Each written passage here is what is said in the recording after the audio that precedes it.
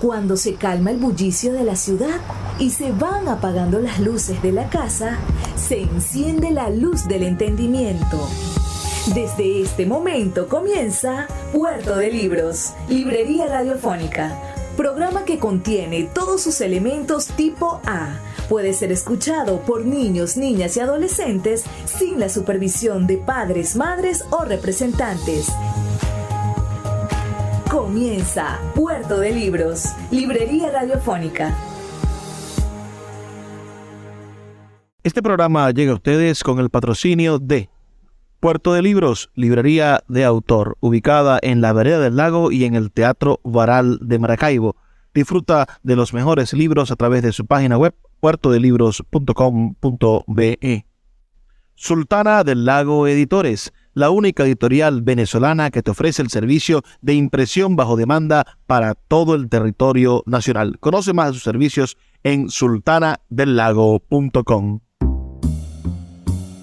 Bienvenidos a Puerto de Libros, librería radiofónica. Les habla Luis Peroso Cervantes, quien de lunes a viernes, a través de la Red Nacional de Emisoras Radio Fe y Alegría, trae para ustedes este programa todas las noches. De verdad, contento de llegar a sus hogares con buenos y con maravillosos libros, oportunidades para encontrarnos en el mundo de la intelectualidad, del conocimiento y, por supuesto, para crear criterio, esa falencia que tiene nuestra sangre. Tenemos una baja de criterio en este país y debemos de intentar en todo lo posible, desarrollar criterio para que las futuras generaciones puedan tomar decisiones acertadas que transformen la realidad que vivimos. La noche de hoy estaremos hablando sobre un interesantísimo escritor mexicano, ganador del premio Cervantes en el año 2015. Me refiero a Fernando del Paso Morante, nacido en la Ciudad de México el 1 de abril del año 1935 y fallecido en Guadalajara el 14 de noviembre del año 2018. Escritor, dibujante, pintor, diplomático y académico. Era especialmente reconocido por sus 3 extensas novelas que son consideradas como algunos de los mejores exponentes de la narrativa mexicana del siglo XX. Y hoy vamos a estar escuchando algunos fragmentos de estas novelas. José Trigo, del año 1966, Palinuro de México, del año 1977, y Noticias del Imperio, del año 1987. Casi con 10 años de diferencia cada una de estas novelas. Y estaremos hablando, por supuesto, de la vida de Fernando del Paso, uno de los ganadores del premio Cervantes, el premio más importante que se concede en lengua española, y por supuesto que nuestro Rafael Cadenas fue merecedor de él en el año 2023. Así que sin más demoras, empecemos a escuchar los 2 fragmentos que trajimos para ustedes de la novela José Trigo, esta primera novela del gran Fernando del Paso, que de alguna manera nos van a introducir en el mundo de esa narrativa compleja, maravillosa y muy latinoamericana. Soy Fernando del Paso, escritor mexicano, nacido en la Ciudad de México en 1935, y voy a tener el gusto de grabar algunos trozos de algunas de las novelas que he escrito.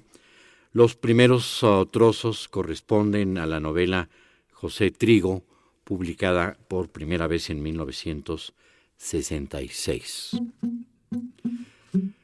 Tu nahual es un perro con ojos alusados y colmillos filudos. Y además tu nahual es un viejo.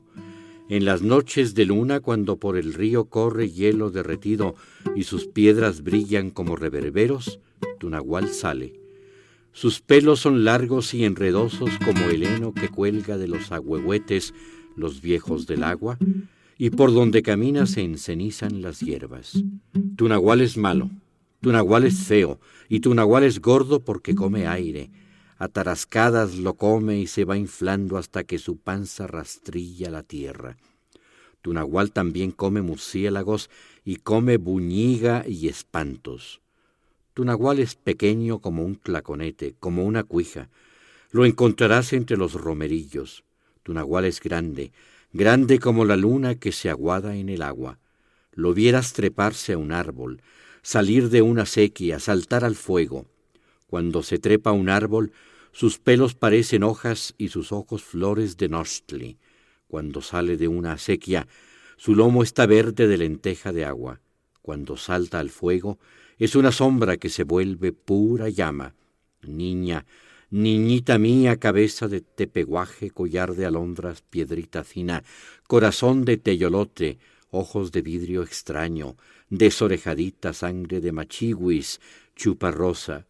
Si me haces mi atole de sagú, y haces todos los días la carreada del agua, si me rameas en el temazcal, si persogas a las mulas, si me bañas a jicaradas de agua tibia, si descorucas a las gallinas y apancleas los surcos, y ves de revesar a los bueyes, le digo a tu nahual, anda, vete, vete y hasta mañana.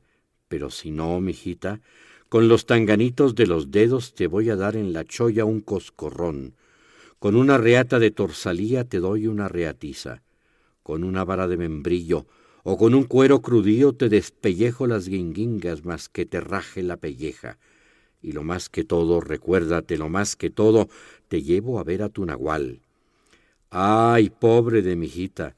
Pobre espumilla del agua, manzanita pachichi, cocol del viento, caracol de lágrimas. ¡Qué susto te vas a llevar! Porque tu nahual es un perro, tu nahual es un huehuenche con cabeza de iscatón, tu nahual es un cacomistle, tu nahual es un tecuán, tu nahual es un chichime, tu nahual es un cencuate. Cuídate de su cardillo, cuídate de su aventazón, cuídate de su voz. Que no te malmire, que no te sople, que no te sonsaque ese triste de tu nahual, ese lépero, chencha, malo, flojo, chinacate de tu nahual.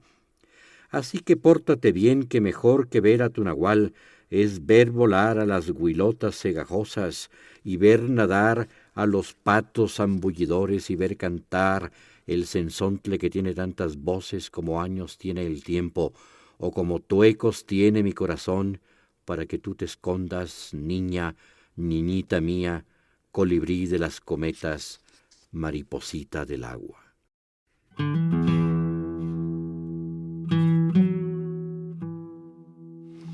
Un segundo fragmento del mismo capítulo de José Trigo. Hace mucho tiempo que en este pueblo de Xochiacan vivió Eduviges. Un manojo de años que llegaron uno por uno y se fueron todos juntos. No sé por qué, pero las cosas han cambiado, han ido de mal en peoría. Nos cayó el chahuistle. La tierra está como martajada, no se amaciza aunque queramos. Los obeliscos están descoloridos. A mí me retoban las piernas, me gorbetea la cabeza y ya tan siquiera no oigo el ladrerío de los perros coyoteros. Los patos golondrinos que llegan por enero pasan por arriba y uno les ve pasar a ras del cielo, pero no bajan. Las golondrinas sí bajan y anidan en los alcorozados de las entrevigas como endenantes, pero se van más pronto y se llevan el viento con las alas. Ya no hay aquellos aironazos, lo mismo ya casi no llueve, las nubes arcinadas se siguen de largo y solo una que otra desbarustada se acuerda de nosotros y nos da de llover. Menos vemos el arco iris, que era como una letanía de pájaros trigarantes. Se lo digo yo, que soy de Cosamaloapan de los colores. A veces estoy volteando las parvas o acamellonando la tierra, haciendo los abordes para el arroz, y quisiera de nuevo ver al viento y sentir la lluvia de nuevo. O calentarme, porque ya ni el sol calienta igual. Le cuesta más trabajo encumbrar los cerros, y cuando lo miramos ni se da por enterado, y estoy seguro de que las estrellas están más altas, que se están yendo, como venados rumoreados muy lejos. Yo también me voy a ir un día de estos, en esta solicitud en la que se vive, ni quien resplandezca por uno.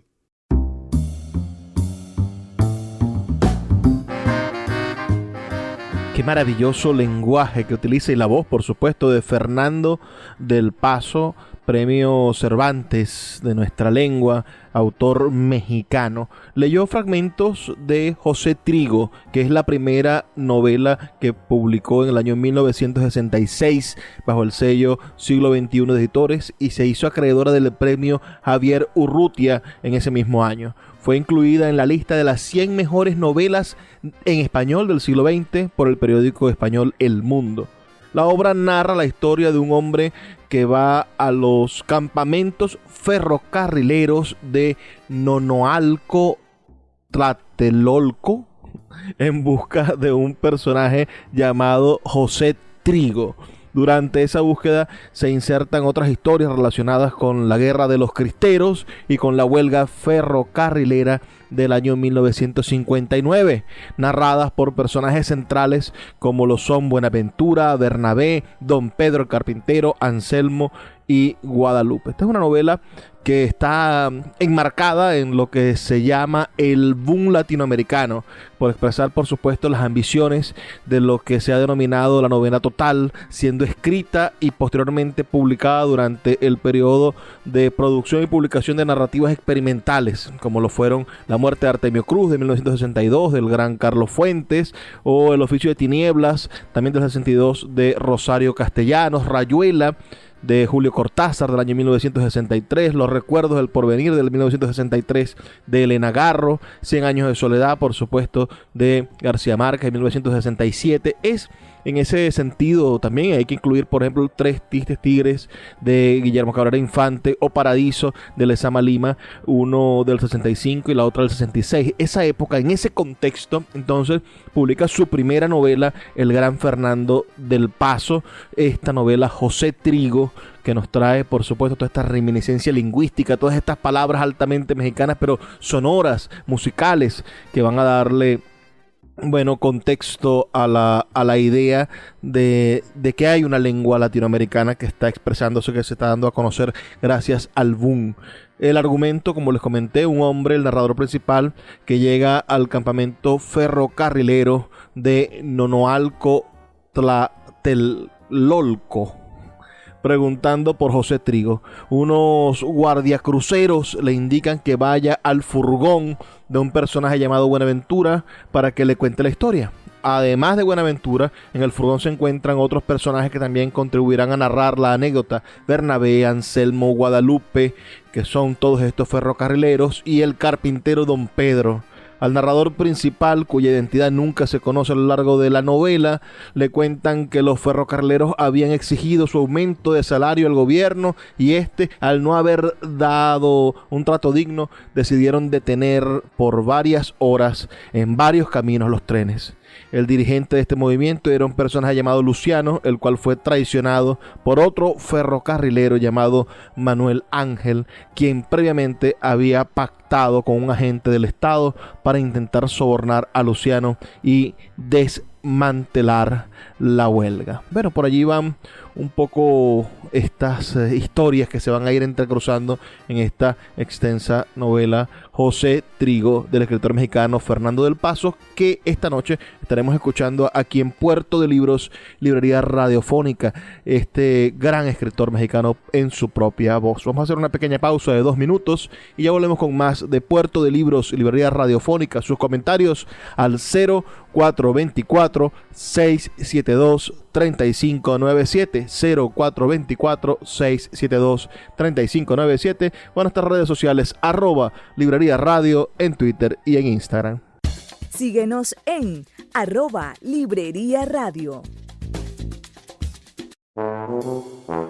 Puerto de Libros, librería de autor. 7 años siendo la librería virtual más grande de Venezuela, con 2 sedes físicas, una en el Teatro Baral de Maracaibo y otra en la Vereda del Lago. Es un centro cultural dedicado al libro, proyecciones de cine gratuitas, talleres literarios, formación de nuevos escritores, talleres de teatro y de música, todo en un espacio dedicado al mundo de los libros y del conocimiento. Síguenos en nuestras redes sociales @Puerto de Libros y compra todos nuestros libros en la página web www.puertodelibrias.com. puertodelibros.com.be.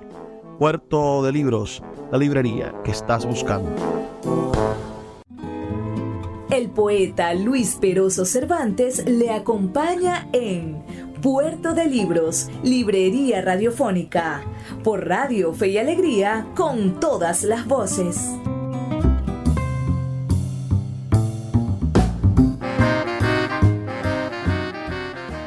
Seguimos en Puerto de Libros, librería radiofónica, esta noche escuchando la voz del gran escritor mexicano Fernando del Paso, quien fue galardonado con el Premio Cervantes en el año 2015. Fernando del Paso nació un 1 de abril del año 1935 en la Ciudad de México, en su domicilio que está ubicado en la colonia Roma, en Orizaba 150.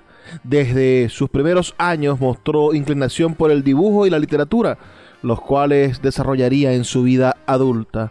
Cursó la preparatoria en el Colegio San Ildefonso, donde conoció a su esposa Socorro Gordillo. Falleció en la mañana de un miércoles 14 de noviembre del año 2018 a la edad de 83 años. Y la noche de hoy estamos escuchando sus principales y más importantes novelas leídas por el propio autor. Acabamos de escuchar algunos fragmentos de José Trigo, su novela del año 1966, y ahora escucharemos fragmentos de Palinuro de México, que es su segunda novela y fue publicada en el año 1977 y recibió el premio Rómulo Gallegos en el año 1982. La obra en sí no tiene un argumento o una trama propiamente dicha. A grandes rasgos relata la historia y las andanzas de Palinuro, estudiante de medicina que vive en una pensión de la Plaza Santo Domingo con su prima Estefanía, con la que mantiene una relación amorosa. El protagonista es parcialmente autobiográfico, ya que Fernando del Paso también fue en su juventud estudiante de medicina, pero abandonó la carrera cuando se dio cuenta de que no soportaba ver los cuerpos muertos y el olor de la sangre. En palabras del autor, Palinuro es el personaje que fui y quise ser, y el que los demás creían que era, y también el que nunca pude ser aunque quise serlo. El tono de la novela, ya lo verán, es lúdico, lo asocian con François Rabelais, entonces dicen que es rabelesiano, porque abunda en juegos de palabras, en aliteraciones, en retruécanos, en imágenes surrealistas y referencias de todo tipo, desde la historia hasta la literatura y el cine.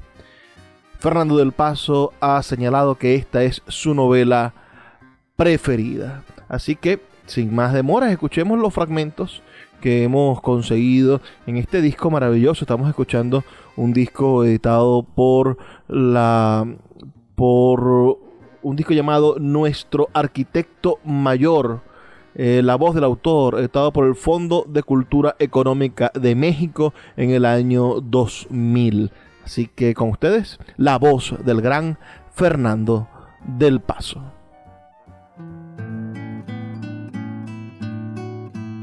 Enseguida 4 fragmentos de Palinuro de México. Este es el principio, se llama La Gran Ilusión. La ciencia de la medicina fue un fantasma que habitó toda la vida en el corazón de Palinuro. A veces era un fantasma triste que arrastraba por los hospitales de la tierra una cauda de riñones flotantes y corpiños de acero. A veces era un fantasma sabio que se le aparecía en sueños para ofrecerle como Atenea a Esculapio 2 redomas llenas de sangre. Con una de ellas podía resucitar a sus muertos queridos.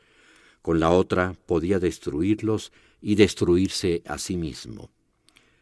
Entre sus muertos queridos estaba, o estaría algún día, cuando en su pecho dejaran de escucharse las crepitaciones infinitesimales que lo ahogaban, oscuras y apenas perceptibles como un aleteo de mariposas, el tío Esteban, uno más de los seres queridos o admirados por Palinuro, que como él estaban vinculados desde siempre con la medicina. En efecto, el tío Esteban, que tenía manos largas y blancas, capaces de copiar en el aire una operación maestra y ligar con 2 arabescos la arteria ilíaca de John Abernethy, el cirujano inglés que 100 años antes había inventado la misma operación para asombro de la posteridad, el tío Esteban, decíamos, soñó también con ser médico algún día. Las campanas de la catedral de Leopoldstadt tocaban a rebato cuando el tío Esteban nació a la orilla izquierda del Danubio, en un imperio que se extendía desde la Transilvania hasta los picachos helados del Tirol. Su padre, médico cirujano y músico de cámara los domingos y días festivos, lo levantó en sus brazos y lo consagró a todos los dioses de la medicina por él conocidos: Apolo, Danavandri, Esmuno el fenicio y Cors el eslavo. Pero en 1916, o sea, cuando el tío Esteban tenía 16 años, porque había nacido exactamente con el siglo en el que se cumpliría el vaticinio de von Hofmannsthal y Austria se derrumbaría y con ella la Cacania entera, muerto ya su padre y lejos de los instrumentos quirúrgicos y de los libros que había heredado, el tío Esteban, que estudiaba entonces en Berlín, se vio de pronto enrolado en las filas del ejército alemán. Y esto decidió para siempre su destino, el de Estefanía y el mío.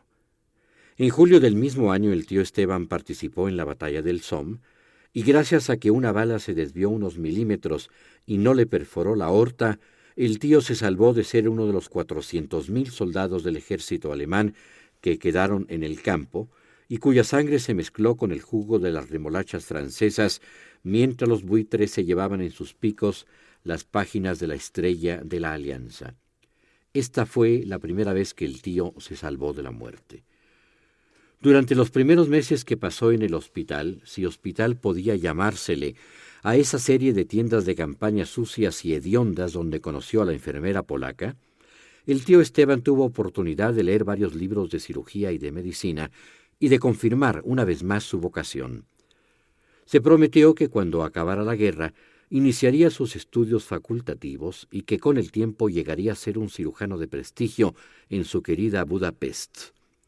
Cualquiera hubiera dicho que el tío Esteban pasó una mala temporada entonces. Iba de una complicación a otra, de una fiebre recurrente a una disentería, de una infección a un delirio. Y además, y para colmo, hubo necesidad varias veces de transportar al hospital con todo y heridos y moribundos. El tío Esteban nunca supo, por ejemplo, si soñó fue verdad que en una de esas ocasiones lo llevaron Alpes arriba en una camilla que colgaba de un trole aéreo. Pero el caso es que el tío Esteban, absorto en sus 2 amores, la medicina y la polaca, pasó en el hospital algunos de los días más deliciosos de su juventud. Entre una convalecencia y otra se transformó en ayudante de la polaca y aprendió a confeccionar vendajes, la capelina simple, el vendaje de Belpó y el vendaje de Fronda, el guantelete. Después, cuando se acabaron las vendas de algodón, le enseñaron a improvisarlas con musgos esfagnáceos. En pocas semanas, el tío Esteban ya era capaz de aplicar una sonda gástrica o de ponerle a un camarada sifilítico una inyección intravenosa de Salvarsan.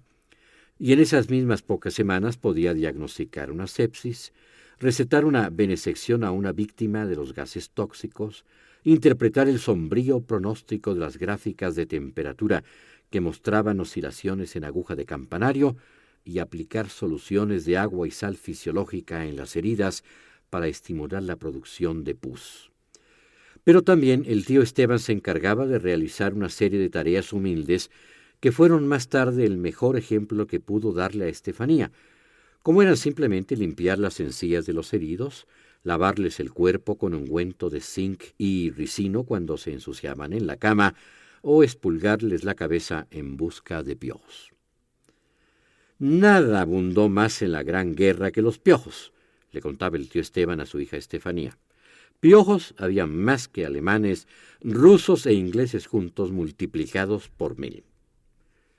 Cuando el tío Esteban y la enfermera polaca hacían el amor, ya fuera en una de las viejas ambulancias tiradas por caballos al estilo sudafricano, o en un laboratorio bacteriológico móvil, siempre al final o en los intermedios se quitaban uno al otro los piojos. Luego se dormían o volvían a hacer el amor después de amarrarse a la cabeza una cuerda de lana impregnada con mercurio y cera de abejas. No por eso se querían menos. Siendo ella enfermera y él un futuro médico, y viviendo en lo que comenzaban a ser los horrores de la guerra, el tío Esteban y la polaca le perdieron el asco a la vida. El tío era capaz de silbar un concierto brandenburgués cuando incineraba las heces de las letrinas.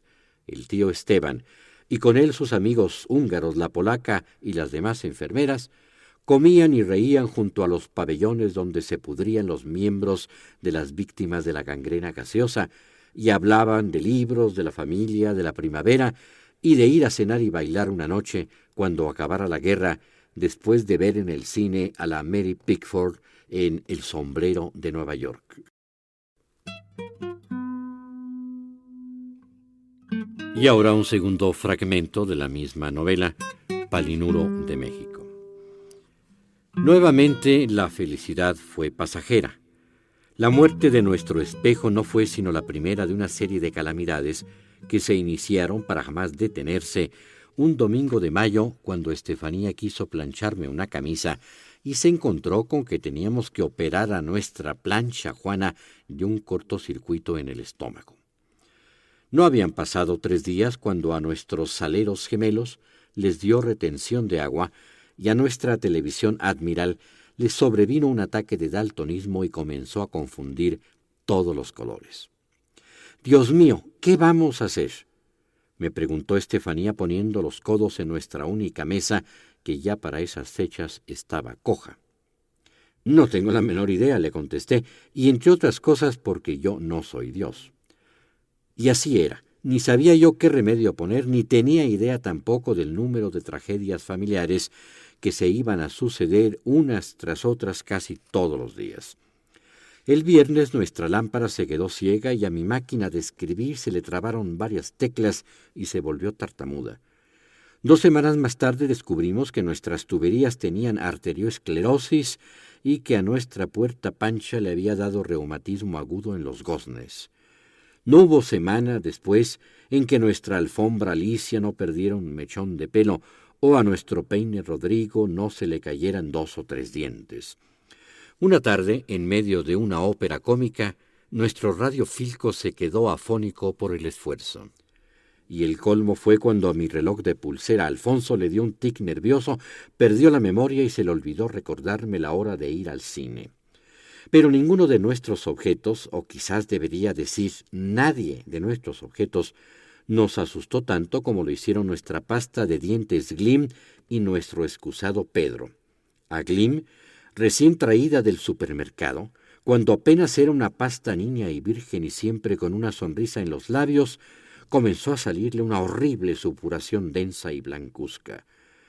Y sí, en verdad que Pedro estaba ya muy viejo y mal de la garganta, tanto que todos los días le hacíamos hacer gárgaras con detergentes y líquidos destapadores, pero jamás pensamos que una mañana se iba a poner tan grave que comenzaría a vomitar materias fecales.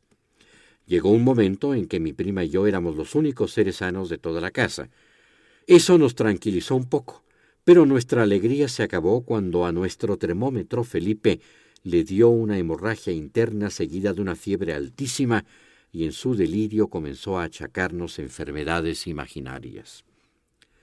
«Hay que hacer algo por ellos mientras están vivos», dijo Estefanía, que siempre tuvo remordimientos por no haberle demostrado al tío Esteban todo el amor que sentía por él, mientras el tío Esteban jugaba a las cartas, dormía la siesta o bebía un martini seco y ensartaba la aceituna con un alfiler encargado de metalizar las virtudes de la ginebra.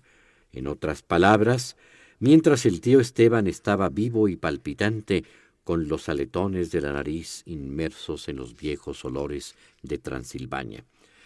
«¿Cómo no escribí nunca su autobiografía?», pensaba Estefanía en voz alta. «¿Cómo no le dije nunca que lo quería más de lo que lo odiaba?». Después recordó el cuadro Caridad Romana de Mateusz Stomer, que vio una vez en el Museo del Prado, y que tanto la impresionó porque ilustra la leyenda de un hombre viejo que fue condenado a morir de hambre en una prisión y su hija lo mantuvo con vida dándole de beber la leche de sus pechos. ¿Cómo no le di de mamar a papá Esteban?, dijo, cuando estaba preso en Siberia. Imposible, le grité yo, celoso y a punto de hablarle de las dimensiones de la ira. Ni tú habías nacido, ni el tío Esteban se murió de hambre en Siberia. Pero entonces ella se daba cuenta que yo en ese momento también estaba vivo, y así fueran las 3 de la tarde, y a pesar de que la leche todavía no hacía piruetas en sus pechos, insistía en darme de mamar, en ponerme las pantuflas, en contarme cuentos y en apagarme la luz. Y por más que yo protestaba, era inútil tratar de llegar al cónclave de sus orejas, donde si acaso los armiños encontraban un eco suave y resplandeciente. Por lo demás, cada palabra que le entraba por un oído se perdía en el laberinto violeta de su cerebro, y desde allí pedía auxilio con una vocecita que recordaba los tintineos atmosféricos. El caso es que cuando nos dimos cuenta que estábamos vivos como los objetos, decidimos evitarnos recíprocamente los menores cansancios. Estefanía me peinaba en las mañanas y yo le deshacía las trenzas en la noche. Estefanía me rasuraba la barba y yo le rasuraba las axilas. Llegamos a mordernos yo sus uñas y ella las mías, a fumarnos yo sus cigarros y ella los míos. Yo adivinaba su pensamiento y hablaba por ella. Ella inventaba mis ambiciones y luchaba por ellas en la vida. Yo soñaba sus pesadillas y ella estudiaba mis libros. Yo le daba de comer en la boca y ella me daba de beber en los labios. Por último, yo le evitaba el trabajo de acariciarse y la acariciaba de la cabeza a los pies. Y ella me evitaba el cansancio de odiarme a mí mismo y me odiaba a todo lo largo del día. En cuanto a los objetos, nos dimos cuenta que era posible adelantarles algo de la felicidad que tendrían en el cielo, ya fuera dejándolos que no hiciera nada o poniéndolos a hacer cosas muy distintas de las que hacían siempre. De manera que durante un buen tiempo nos orinamos en el lavamanos, limpiamos los zapatos con mayonesa, comimos sopa con tenedores, dormimos abajo de la cama y dejamos de contestar el teléfono. Escuchas Puerto de Libros con el poeta Luis Peroso Cervantes. Síguenos en Twitter e Instagram como @Librería Radio. Sultana del Lago Editores es una empresa zuliana de servicios editoriales. Nuestro catálogo tiene más de 100 títulos de autores nacionales e internacionales. Además, somos la única editorial que presta servicios de impresión bajo demanda en Maracaibo. No necesitas invertir en grandes tirajes. Tus lectores pedirán tu libro, nosotros lo imprimiremos y tú obtendrás regalías. Por ello, también editamos internacionalmente en Amazon y Google Play Books. Conoce más en nuestra nueva página web www.sultanadelago.com o siguiéndonos en Instagram como @sultanadelago. El poeta Luis Peroso Cervantes le acompaña en Puerto de Libros, Librería Radiofónica, por Radio Fe y Alegría, con todas las voces.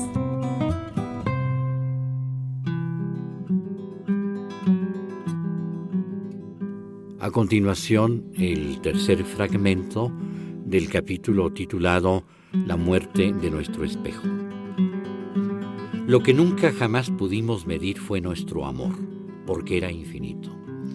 Era así como cuando Palinuro le preguntaba al abuelo cuánto lo quería. Mucho, muchísimo, le contestaba el abuelo Francisco. Pero ¿cuánto, cuánto, abuelo? ¿De aquí a la esquina? Más, mucho más. ¿De aquí al parque del Ajusco? Más, muchísimo más. De aquí al cielo de ida y de regreso, yéndose por el camino más largo de todos y regresando por un camino todavía más largo. Y eso después de dar varios rodeos, de perderse a propósito, de tomar un café con leche en Plutón, de recorrer los anillos de Saturno en patín del diablo y de dormir 20 años como Rip Van Winkle en uno de esos planetas donde las noches duran 21 años, porque a mí me gusta levantarme temprano, cuando menos un año antes de que amanezca. Y la mejor prueba de que nuestro amor era infinito, la teníamos en nuestro cuarto, que reflejaba fielmente a nuestro amor.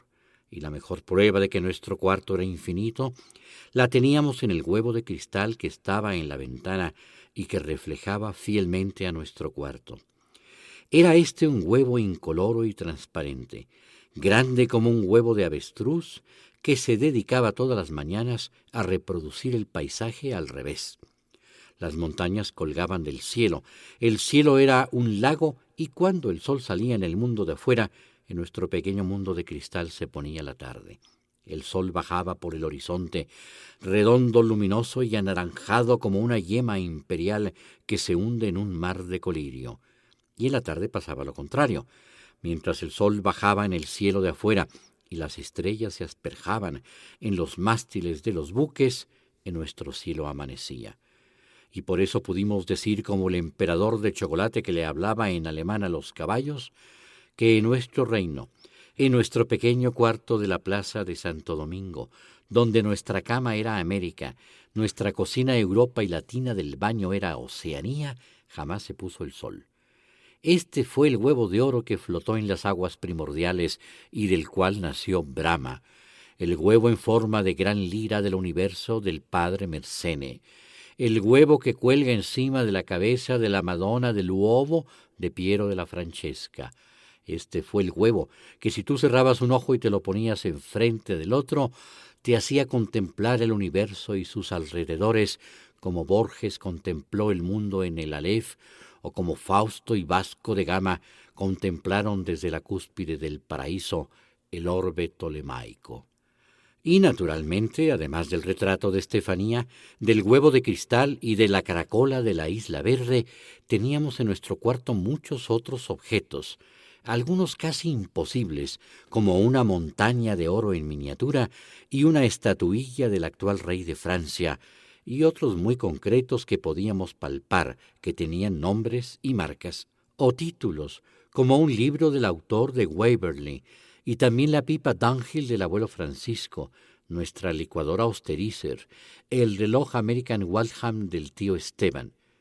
Lo mismo una rasuradora Occam y una máquina de escribir marca Oldenburg, que se derretía bajo mis dedos cada vez que yo me sentaba a escribir una novela.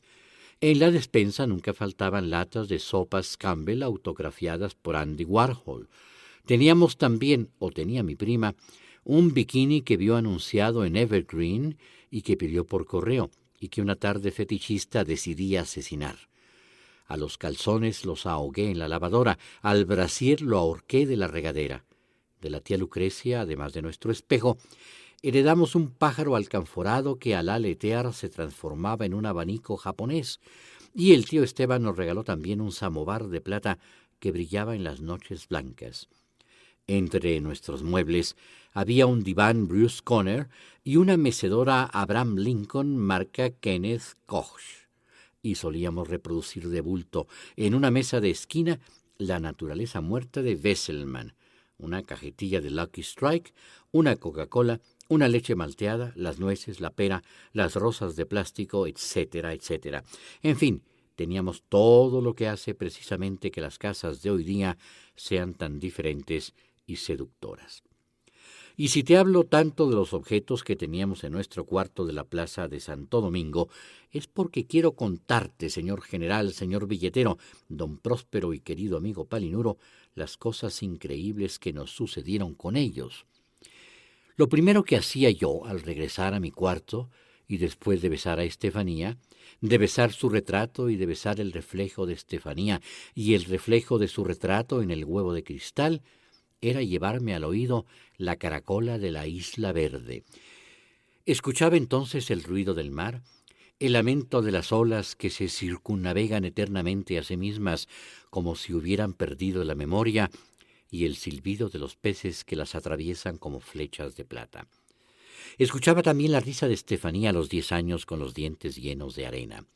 Seguía después con la vieja pipa del abuelo.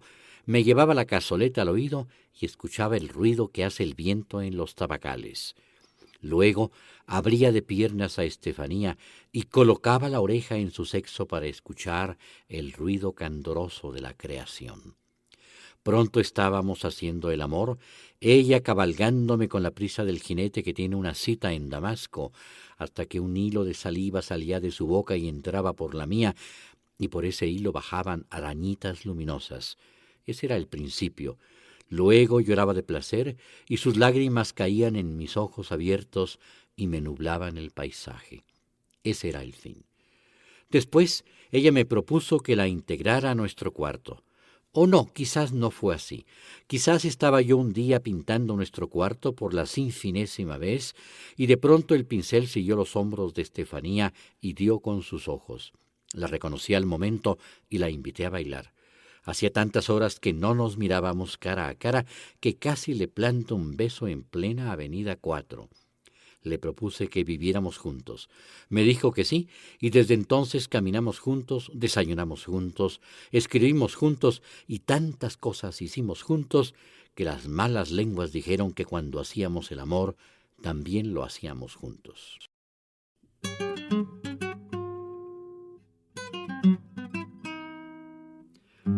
Por último, el fragmento número 4 de Palinuro de México. Dice así: y de Fabricio, pero sobre todo del primo Walter, Palinuro heredó la retórica, porque después, no unos minutos ni unas horas después, sino varios días, semanas quizás, incluso sería mejor decir varios Palinuros después, mi amigo, todavía de pie, más tarde lo vería arrastrándose por el resto de sus días, o quizás sería mejor decir por el resto de sus horas, y con la misma voz, pero no la misma voz de siempre, sino la misma que tendría de entonces en adelante, me dijo muy serio: nada de nada todavía, estamos en espera de la respuesta. Los verdaderos agitadores son la miseria, la ignorancia y el hambre. Los estudiantes nos estamos organizando para acabar con ellos. Las estatuas, como es de esperarse en caso de apuro, han sido testigos. Pero no las estatuas de Londres, hermano, sino las de México. Ahora es nuestro turno. Ellas, tan acostumbradas a los avisos de variedades y a las parejas de enamorados, a las demostraciones folclóricas y a los niños con sus reiletes de papel lustre, vieron y casi puede decirse que sintieron.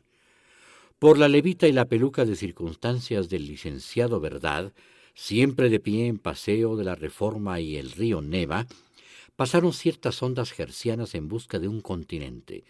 Era la respuesta que estaba todavía en el aire, confundida con los decretos flotantes, en tanto que algunos licenciaditos en Derecho provistos de plumeros tricolores remueven el polvo de viejas constituciones y otras vastas necrópolis, y eligen las leyes más ventiladas para hacer un ramo con ellas y regalárselo a los jueces en suspensión de garantías. Eso quiere decir que nos tienen miedo.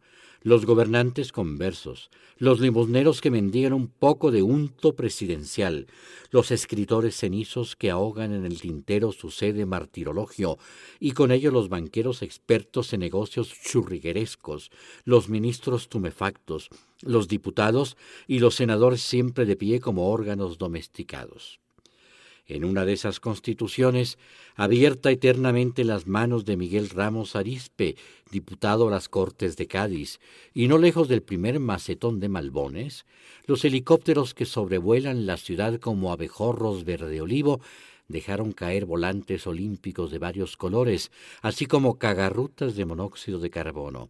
Mientras Ramos Arizpe, con su recio corazón de musgo y la pátina que le han dado 71 años de inmovilidad, ve pasar a la gente que ve pasar a los automóviles.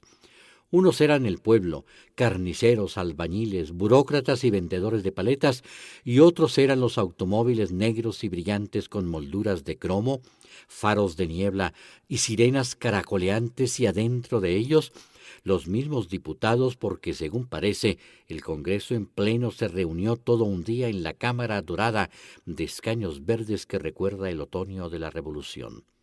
Nos tienen miedo, todos, y con ello los ricos que temen la contaminación de sus herencias y de sus albercas, y los que presumen de humillos plutocráticos, y los apóstoles asalariados, y los líderes campesinos y obreros, y los militares veteranos dormidos en los afelpados dogmas de la misma revolución. Ellos, todos, que en la última de nuestras manifestaciones, ellos y los demás achichincles de testículos sedentarios se asomaron a la balconería principal del palacio y a las plateas subordinadas y se quedaron ciegos ante nuestro reverbero de valor cívico y se retiraron después a los interiores franceses como murciélagos que defienden sus reductos históricos y se chuparon los dedos olorosos a la angosta para conmemorar la derrota de los estudiantes. Pero no nos han derrotado todavía. Haremos una nueva manifestación. Vaciaremos el entusiasmo de 500,000 corazones en la Plaza Mayor.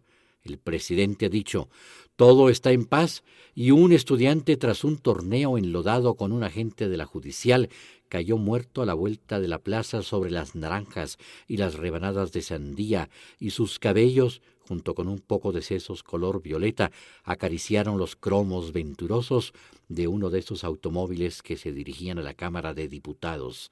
Y cuando un fotógrafo quiso dramatizar el sacrificio en Kodacolor para mostrar a los lectores extranjeros el matiz exacto de su suéter color mostaza y el rojo de la sangre y de la sandía, su cámara voló 10 metros y se estrelló también transformándose en un galápago de resortes, esquirlas y cloruros de plata. Pero nos tienen miedo. Hemos hecho temblar al gobierno desde la punta de los dedos gordos y a través de todos los cartílagos administrativos hasta la trompa presidencial, y la consternación se cuela ya, se está colando por todas las nalgas de los estados. Habría que haber visto, desde una posición privilegiada, la espada al aire y la arena sobre las rodillas y las arrugas de bronce, a todos aquellos señorones que apenas ayer recorrían a caballo los barrancos insolutos al grito de tierra y libertad, y ahora tan empanzonados y con la curva de la felicidad propiciada por sus whiskies importadísimos, bajando de sus automóviles negros y oceánicos y blindados, y con sus trajes domingueros color azul almirante y corbatas plomizas, despidiéndose de sus amantes doradas y de sus mujeres que pluralizan sus carnes y sus perfumes en los interiores forrados con piel. Las mismas mujeres que en las fiestas supernacionales, con faldas de chinas poblanas y otros adefesios flamantes, enfrían la champaña presidencial con los resabios de sus aceites vidriosos. Pero habría que haber sido Hermenegildo Galeana y tener, además de un gran pistolón, deseos de volver a pelear desnudo y a machetazo limpio, y con su batallón de negros para desperdigar a los realistas. Habría que haber sido, para verlos, Guillén de Lampart, que muy serio en la columna de la Independencia recordaba, gracias al calor que hacía, su perdido imperio de la América Citerior y sus declaraciones de humo y chocolate escritas en las sábanas de la Inquisición, para verlos subir de 2 en 4 las escalinatas del recinto, a todos esos diputados de carteras de piel de tiburón y fistoles de águila tuerta, y sin faltar coroneles con las pecheras chorreadas de condecoraciones y charros terratenientes de espesor primitivo que trataban de ignorar el aroma oneroso, un poco a queso de puerco y otro poco a cebolla, un poco a níquel y otro poco a sangre y nóminas burocráticas, que bifurcaba la multitud a lo largo de las calles y las peluquerías y las tintorerías y las tlapalerías, mientras que afuera del recinto, ignoradas o no ignoradas por los diputados, estaban las madrecitas de cabezas blancas recién salidas de un 10 de mayo que, viudas de hijos, solicitaban los cadáveres de Juanito, 16 años, estudiante de ciencias biológicas, o Manuel, 18, chaparro y prieto, bachiller de humanidades y otros más. O cuando menos un recuerdo, el reloj que estrenó cuando entró a la preparatoria, o los calcetines remendados con tanta devoción entre telecomedia y comercial, entre Maximiliano en los jardines Borda y la ternura del papel higiénico Waldorf. Pero en vano. Policías con toletes mecánicos y garabatosos bailaban un vals terrible, alejándolas con una presión capaz de estremecer las cuerdas de los tendederos y echar a volar las camisas por la tarde. Las camisas y otras prendas, de manera que un brasier quedó colgado de la mano que eternamente tiene extendida Cristóbal Colón para ver si está lloviendo. Pero si algo ha llovido últimamente, además de improperios y promesas antropomórficas, han sido bombas de lágrimas, ha sido un llanto amarillo que recorrió las calles de la ciudad, pero que no mojó ni los pies de Cristóbal Colón ni las nalgas de la Diana Cazadora, que alternativamente púdica y deshonesta como todos nuestros patrimonios nacionales, se entretenía lanzando flechazos garzos a los dirigibles de la Goodyear Oxo. Y yo mismo tengo un amigo, es decir, tenía, a quien una bala sonrosada le desternilló el pecho, y allí está, en el pavimento caliente donde se puede freír testículos de estudiante, a la espera de amoratarse en el anfiteatro y que le cuelguen del dedo del pie una etiqueta con nombre de soldado y apellido de niño héroe, y le asignen los años que se adivinan en sus dientes rotos y sus caries heliocéntricas. Pero nos tienen miedo. Los Pegasos de Querol, las Danaides de la Alameda, las diputadas que llegan a la Cámara y que se despiden de sus perros de aguas recién salidos del pedigrí y de sus niños que van a la escuela con sus uniformes casi británicos. Tienen miedo que les putamadremos sus olimpiadas, acusan a la mala entraña de fuerzas exóticas, de tratar de dejar a México desnudo de prestigio ante los ojos y los oídos avisores del mundo, y mientras tanto yo los he visto. Yo he visto cómo a los estudiantes los encapucharon a empellón limpio, y luego los muy soldados les hablaron golpeado a las costillas con las culatas y los pararon de espaldas a los muros de las escuelas, y les gritaron el preparen, el apunten y el fuego de sálvase a la patria, porque todo es posible en la paz.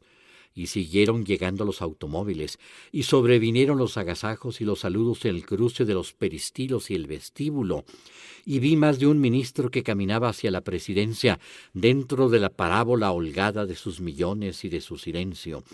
Y vi líderes obreros con anteojos oscuros que parecían inofensivos, y diputados encendidos y tímidos como tulipanes extranjeros, y diputados que en cualquier momento podían ganarse el premio Belisario Domínguez, y diputados con bigotes a lo hijo preferido de cualquier municipio, y diputados que bailaban como si tuvieran un billete de lotería enredado en las espuelas, y escaleras adentro, columnas, cortinajes de terciopelo, y vitrales adentro del Capitolio.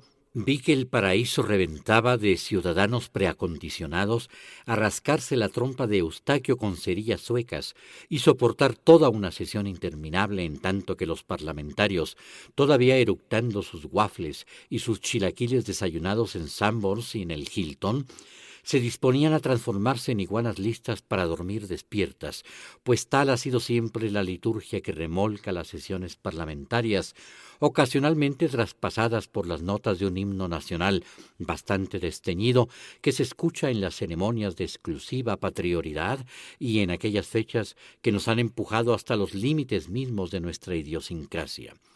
Y cuando un general, que no tenía ningún ojo de vidrio, hizo un llamado a la ley y el orden, y pidió el apoyo de la Cámara para el señor presidente, ese hombre solitario que carga sobre sus espaldas las enormes responsabilidades de toda una nación, dijo, lleno de misericordia exacta para su pueblo descalzo, sus Juanes valientes y una juventud descarriada que él trata de arrastrar al buen camino a punta de consejos.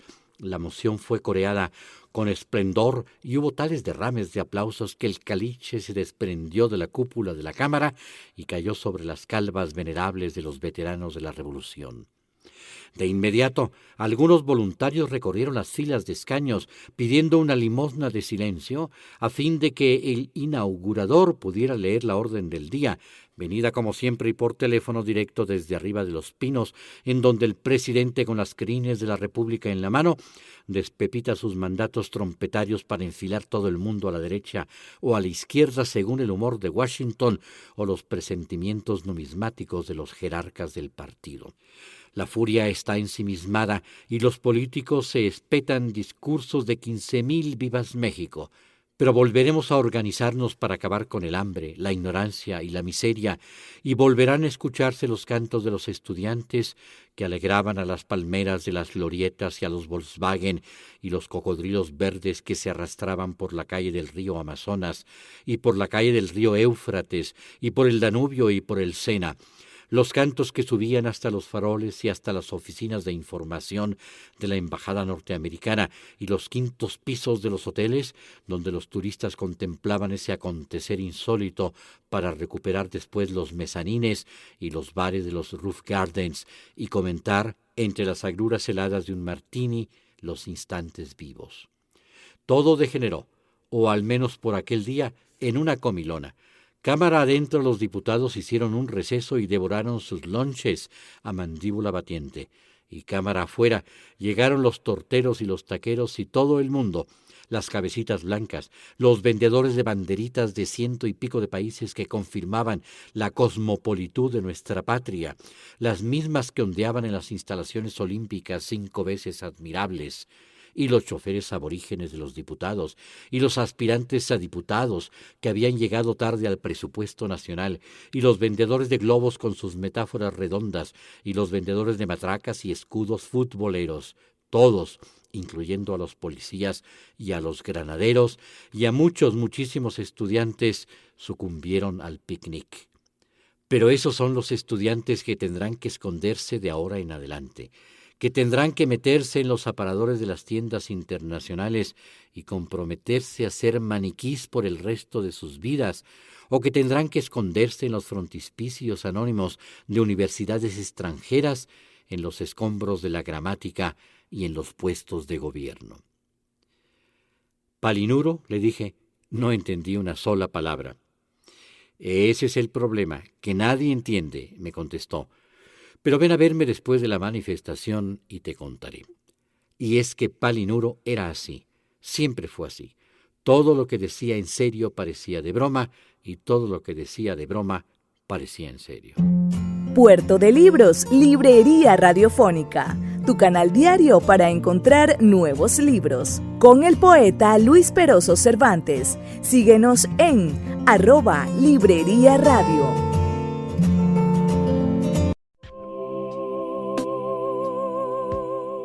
Si te gusta nuestro programa, puedes apoyarlo con un pequeño aporte mensual de $2.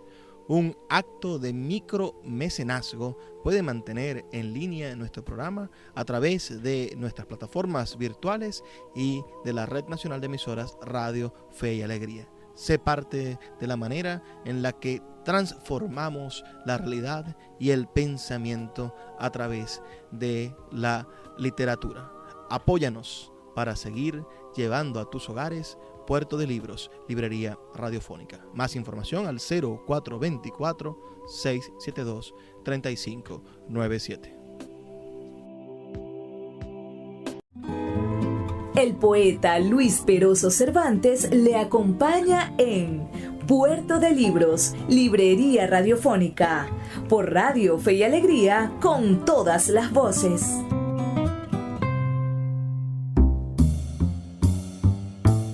Así llegamos al último segmento de nuestro programa Puerto de Libros, Librería Radiofónica. Esta noche estamos escuchando la voz del gran escritor mexicano Fernando del Paso.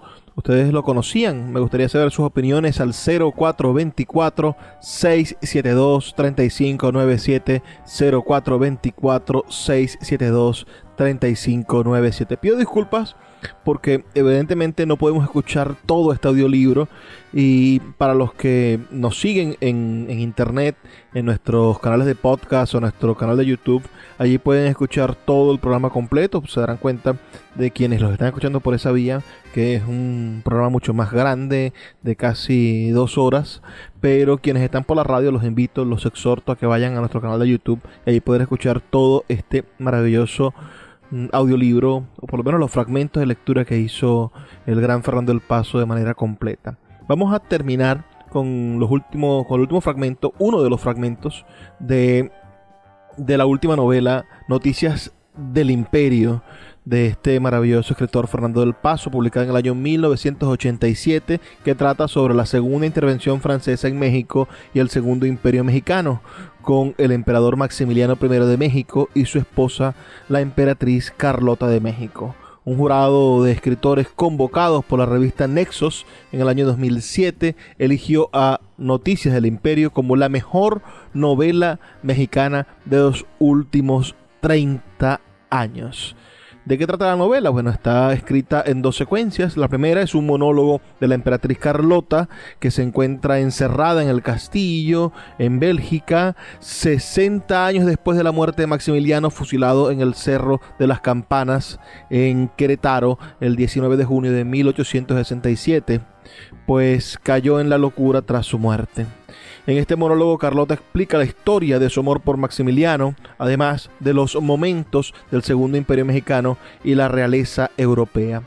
Paralelamente, Del Paso recurre a diversos géneros y técnicas para dar voz a las diferentes partes participantes del conflicto, entre ellos epístolas entre los miembros de la realeza, crónicas históricas que tienen como escenarios el castillo de Miramar, México, Francia, Alemania, Viena, entre otros lugares, y personajes como Charles Ferdinand Latrille, François Archie Bassinet, y bueno, Gaspar Sánchez Ochoa, Francisco José, Napoleón III, entre otros participantes históricos del conflicto. Ambas secuencias se van turnando, cambiando el nombre del capítulo de la secuencia narrativa, mientras que todos los monólogos de Carlota siempre van nombrados como Castillo Bouchoux 1927. Y bueno, fue una novela que sin duda catapultó a Fernando del Paso como un escritor, bueno, indecible, un escritor verdaderamente poderoso y consolidado en la literatura mexicana. 3 gigantescas novelas: Noticias de el Imperio, Plalinuro de México y José Trigo. Así que sin más demora, escuchemos este fragmento de Noticias del Imperio, publicado en el año 1987, en la voz de su autor, Fernando del Paso. Enseguida voy a leer 2 fragmentos de la novela Noticias del Imperio. Vale la pena decir que a esta novela la precede una nota aclaratoria que dice lo siguiente. En 1861, el presidente Benito Juárez suspendió los pagos de la deuda externa mexicana. Esta suspensión sirvió de pretexto al entonces emperador de los franceses, Napoleón III, para enviar a México un ejército de ocupación, con el fin de crear en ese país una monarquía al frente de la cual estaría un príncipe católico europeo. El elegido fue el archiduque austriaco Fernando Maximiliano de Habsburgo, quien a mediados de 1864 llegó a México en compañía de su mujer, la princesa Carlota de Bélgica. Este libro se basa en este hecho histórico y en el destino trágico de los efímeros emperadores de México. Voy a leer el principio de la novela. El capítulo se llama Castillo de Bouchoux, 1927. Yo soy María Carlota de Bélgica, emperatriz de México y de América. Yo soy María Carlota Amelia, prima de la reina de Inglaterra, gran maestre de la Cruz de San Carlos y virreina de las provincias del Lombardo Véneto, acogidas por la piedad y la clemencia austriacas, bajo las alas del águila bicéfala de la casa de Habsburgo. Yo soy María Carlota Amelia Victoria, hija de Leopoldo, príncipe de Sajonia-Coburgo y rey de Bélgica, a quien llamaban el Néstor de los gobernantes, y que me sentaba en sus piernas, acariciaba mis cabellos castaños y me decía que yo era la pequeña Sílfide del palacio de Laeken. Yo soy María Carlota Amelia Victoria Clementina, hija de Luisa María de Orleans, la reina santa de los ojos azules y la nariz borbona, que murió de consunción y de tristeza por el exilio y la muerte de Luis Felipe, mi abuelo, que cuando todavía era rey de Francia me llenaba el regazo de castañas y la cara de besos en los jardines de las Tullerías. Yo soy María Carlota Amelia Victoria Clementina Leopoldina, sobrina del príncipe de Joinville y prima del conde de París, hermana del duque de Brabante, que fue rey de Bélgica y conquistador del Congo, y hermana del conde de Flandes, en cuyos brazos aprendí a bailar cuando tenía 10 años a la sombra de los espinos en flor. Yo soy Carlota Amelia, mujer de Fernando Maximiliano José, archiduque de Austria, príncipe de Hungría y de Bohemia, conde de Habsburgo, príncipe de Lorena, emperador de México y rey del mundo, que nació en el Palacio Imperial de Schönbrunn y fue el primer descendiente de los reyes católicos Fernando e Isabel, que cruzó el mar Océano y pisó las tierras de América, y que mandó construir para mí a la orilla del Adriático un palacio blanco que miraba al mar, y otro día me llevó a México a vivir a un castillo gris que miraba al valle y a los volcanes cubiertos de nieve, y que una mañana de junio de hace muchos años murió fusilado en la ciudad de Querétaro. Yo soy Carlota Amelia, regente de Anáhuac, reina de Nicaragua, baronesa del Mato Grosso, princesa de Chichén Itzá. Yo soy Carlota Amelia de Bélgica, emperatriz de México y de América.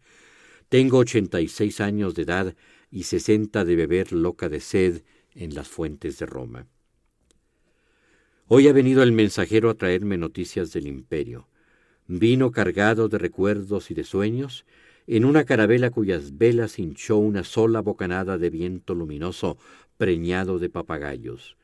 Me trajo un puñado de arena de la isla de Sacrificios, unos guantes de piel de venado y un enorme barril de maderas preciosas rebosantes de chocolate ardiente y espumoso, donde me voy a bañar todos los días de mi vida, hasta que mi piel de princesa borbona, hasta que mi piel de loca octogenaria, hasta que mi piel blanca de encaje de Alanzón y de Bruselas, mi piel nevada como las magnolias de los jardines de Miramar, hasta que mi piel, Maximiliano, mi piel quebrada por los siglos y las tempestades y los desmoronamientos de las dinastías, mi piel blanca de ángel de Memling y de novia del Beguinage, se caiga a pedazos y una nueva piel oscura y perfumada, oscura como el cacao de Soconusco y perfumada como la vainilla de Papantla me cubra entera, Maximiliano, desde mi frente oscura hasta la punta de mis pies descalzos y perfumados de India mexicana, de Virgen morena, de emperatriz de América. El mensajero me trajo también, querido Max, un relicario con algunas hebras de la barba rubia que llovía sobre tu pecho condecorado con el águila azteca y que aleteaba como una inmensa mariposa de alas doradas cuando a caballo y al galope, y con tu traje de charro y tu sombrero incrustado con arabescos de plata esterlina, recorrías los llanos de Apam entre nubes de gloria y de polvo. Me han dicho que esos bárbaros, Maximiliano, cuando tu cuerpo estaba caliente todavía, cuando apenas acababan de hacer tu máscara mortuoria con yeso de París, esos salvajes te arrancaron la barba y el pelo para vender los mechones por unas cuantas piastras. ¿Quién iba a imaginar, Maximiliano, que te iba a suceder lo mismo que a tu padre, si es que de verdad lo fue el infeliz del duque de Reichstadt, a quien nada ni nadie pudo salvar de la muerte temprana, ni los baños muriáticos, ni la leche de burra, ni el amor de tu madre, la archiduquesa Sofía, y que apenas unos minutos después de haber muerto en el mismo palacio de Schönbrunn donde acababas de nacer, le habían trasquilado todos sus bucles rubios para guardarlos en relicarios? Pero de lo que sí se salvó él, y tú no, Maximiliano, fue de que le cortaran en pedazos el corazón para vender las piltrafas por unos cuantos reales. Me lo dijo el mensajero. Al mensajero se lo contó Tiudos, el fiel cocinero húngaro que te acompañó hasta el patíbulo y sofocó el fuego que prendió en tu chaleco el tiro de gracia, y me entregó el mensajero, y de parte del príncipe y la princesa Salm, un estuche de cedro donde había una caja de zinc, donde había una caja de palo de rosa, donde había, Maximiliano, un pedazo de tu corazón y la bala que acabó con tu vida y con tu imperio en el Cerro de las Campanas. Tengo aquí esta caja agarrada con las dos manos todo el día para que nadie nunca me la arrebate. Mis damas de compañía me dan de comer en la boca porque yo no la suelto. La condesa Dulst me da de beber leche en los labios como si fuera yo todavía el pequeño ángel de mi padre Leopoldo, la pequeña bonapartista de los cabellos castaños, porque yo no te olvido.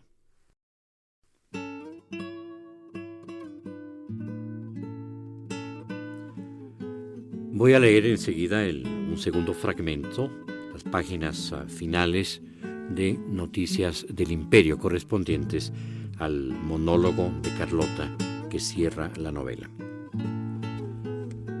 Yo soy mamá Carlota. Ellos, los mexicanos, decidieron que a la tía de Europa, tía de Alberto el rey de Bélgica, tía de Federico III de Prusia y de su mujer Victoria, de Luis IV el gran duque de Hesse y de su mujer Alicia y tía abuela de Guillermo II de Alemania y de Constantino I de Grecia y de Haakon VII de Noruega, ellos los mexicanos decidieron que a la tía abuela de Jorge V de Inglaterra y de Nicolás II el zar de todas las Rusias y de Alfonso XIII de España la iban a llamar Mamá Carlota. Ellos los mexicanos me hicieron su madre y yo los hice mis hijos. Yo soy Mamá Carlota, madre de todos los indios y todos los mestizos, madre de todos los blancos y los cambujos, los negros y los altapatraces.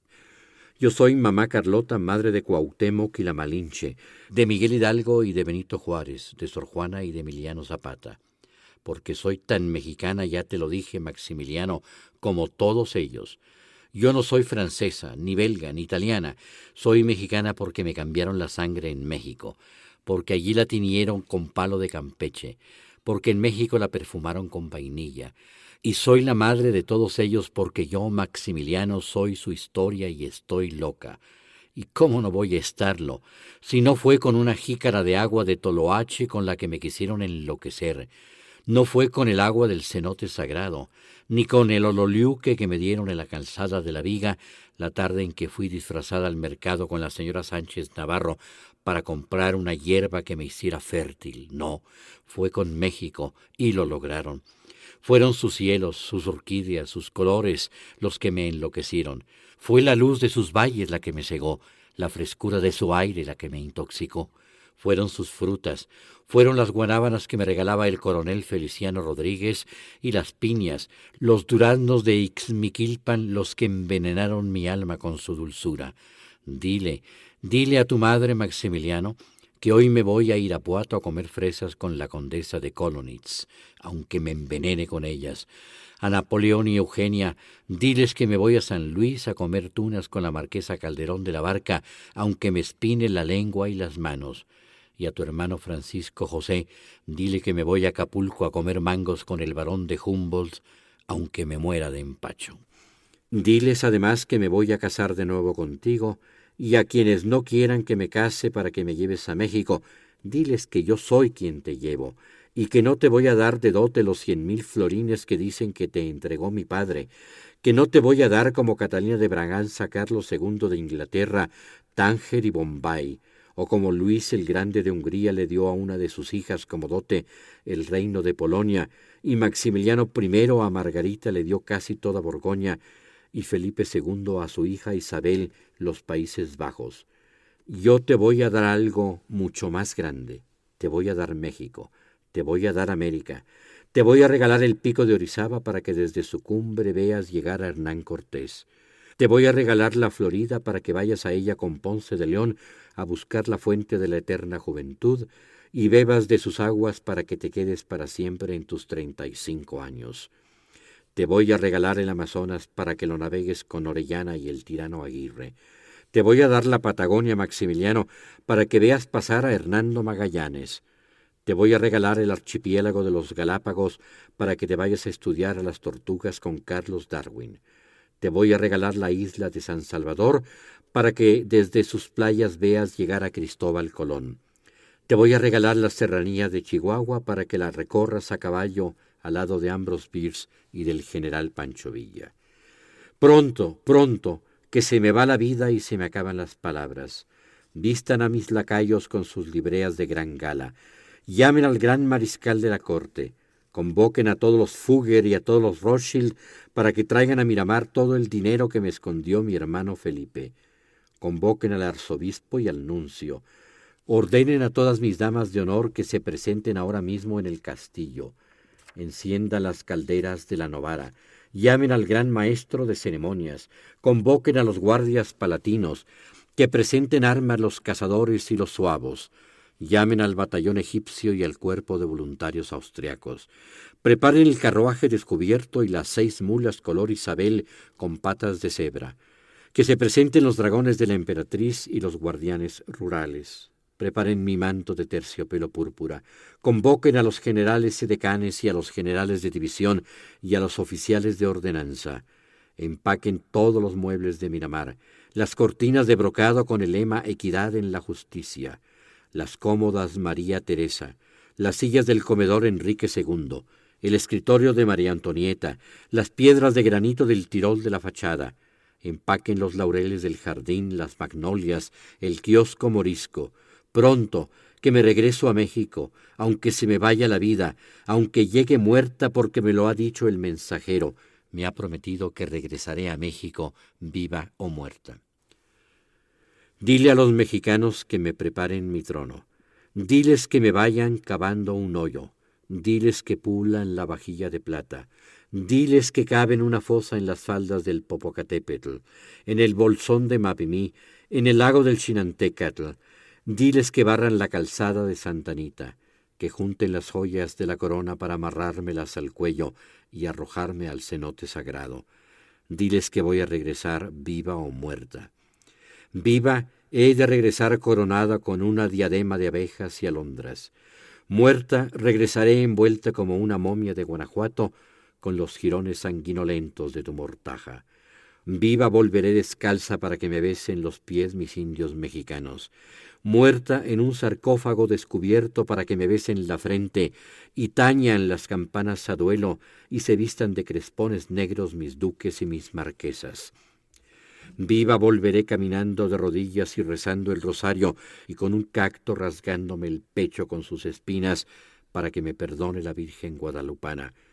Muerta, cruzaré el océano en un barco de velas negras escoltado por pájaros blancos y en una barcaza negra remontaré el río Pánuco y el río Tamesí, escoltada por mariposas azules, y en una góndola negra me quedaré quieta como tú, inmóvil, en medio de las chinampas de Xochimilco, rodeada para siempre por todas las flores del mundo. Viva, volveré a México en el ferrocarril que sube las cumbres de Aculcingo y cruza el puente de Metlac y los llanos de Texcoco, y desde las ventanas del vagón imperial saludaré a mi pueblo y le arrojaré besos y maximilianos de oro. Y volveré en una carroza de marfil con ángeles del Tiziano en las puertas y una letanía de rosas enredada en las ruedas que recorrerá de punta a punta el paseo de la emperatriz bajo la sombra de los fresnos, para que mi pueblo arroje a mi paso confeti y bendiciones. Y volveré en un globo de seda impulsado por los vientos alisios, que bajará del cielo hasta el corazón del Valle de México, en medio de mi pueblo, para que el aire se inunde de palomas y toque en arrebato las campanas. Pero si se me va la vida, Maximiliano, si llego muerta a México, llegaré en una caja de cristal hecha cenizas, para ensombrecer con ellas las nieves del Ixtacíhuatl, para envenenar con ella las aguas claras de los jardines Borda, y llegaré en una caja de pino, para que me entierren en México, para que México me devuelva de mi imperio perdido por lo menos 3 metros de tierra. Yo soy María Carlota de Bélgica, emperatriz de México y de América. Yo soy María Carlota Amelia, descendiente de San Luis, rey de Francia, y de la gran emperatriz María Teresa de Austria. Yo soy María Carlota Amelia Victoria, bisnieta de Felipe Igualdad y prima de la emperatriz de la India, hija del rey de Bélgica y mujer de Fernando Maximiliano de Habsburgo, emperador de México y rey del universo. Yo soy María Carlota Amelia Victoria Clementina, regente de Anáhuac, gran duquesa del Valle de México, baronesa de Cacahuamilpa. Yo soy María Carlota Amelia Victoria Clementina Leopoldina, virreina del Caribe y de las Islas Malvinas, gobernadora del Darién y de Paramaribo, marquesa de Río Grande, landgravesa del Paraguay, zarina de Texas y de la Alta California, podestá de Uxmal, condesa de Valparaíso. Hoy vino el mensajero y con él y con Cecil Rhodes me fui a fundar un reino en África. Con él y con Lawrence de Arabia me fui a pelear al Sahara contra los turcos. Con él y con Julio Verne me fui a darle la vuelta al mundo en 80 días.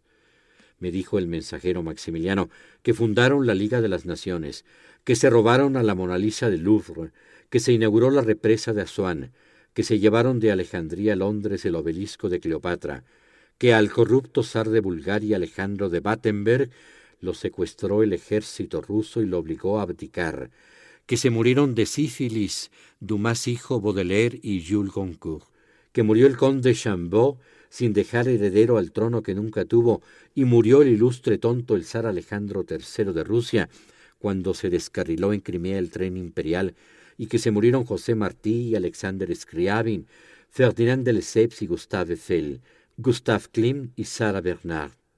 Me dijo que renació el Ku Klux Klan y que en Atlanta inventaron la Coca-Cola y que tembló en la Ciudad de México el día en que entró Madero y que un terremoto destruyó San Francisco y un incendio redujo a cenizas Chicago y que los hombres de Plutarco Elías Calles derrotaron en Colima a los soldados de Cristo Rey.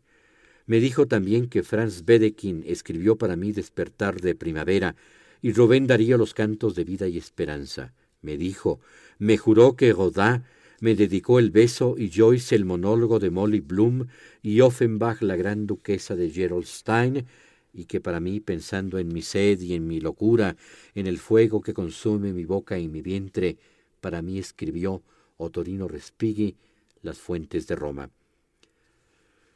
Yo soy María Carlota de Bélgica, emperatriz de México y de América. Hoy vino el mensajero y me trajo un ramo de flores de Cempoalxóchitl. Me trajo como nahual al perro que acompañó a Quetzalcóatl en su viaje por el Mictlán. Me trajo una vajilla de barro negro de Oaxaca, la capa de plumas rojas de Bélgica, el penacho y el escudo del emperador Moctezuma. Me trajo una cocina de azulejos de Puebla, me trajo el calendario azteca y me trajo una calavera tapizada con ágatas negras de los montes Apalaches, y me dijo que era la calavera de la princesa Pocahontas, y me trajo una calavera tapizada con moscas azules, y me dijo que era la calavera de Juana la Loca, y me trajo una calavera cubierta con tus besos, y me dijo que era la calavera de María Carlota de Bélgica.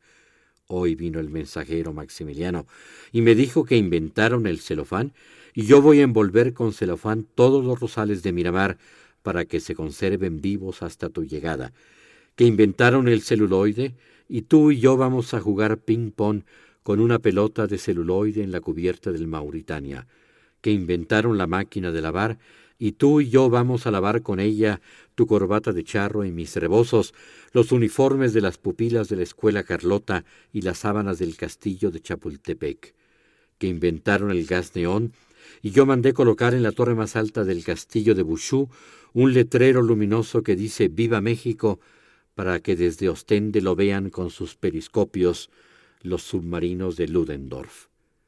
Yo soy María Carlota Amelia Victoria Clementina Leopoldina, princesa de la nada y del vacío, soberana de la espuma y de los sueños, reina de la quimera y del olvido, emperatriz de la mentira. Hoy vino el mensajero a traerme noticias del imperio y me dijo que Carlos Lindbergh está cruzando el Atlántico en un pájaro de acero para llevarme de regreso a México.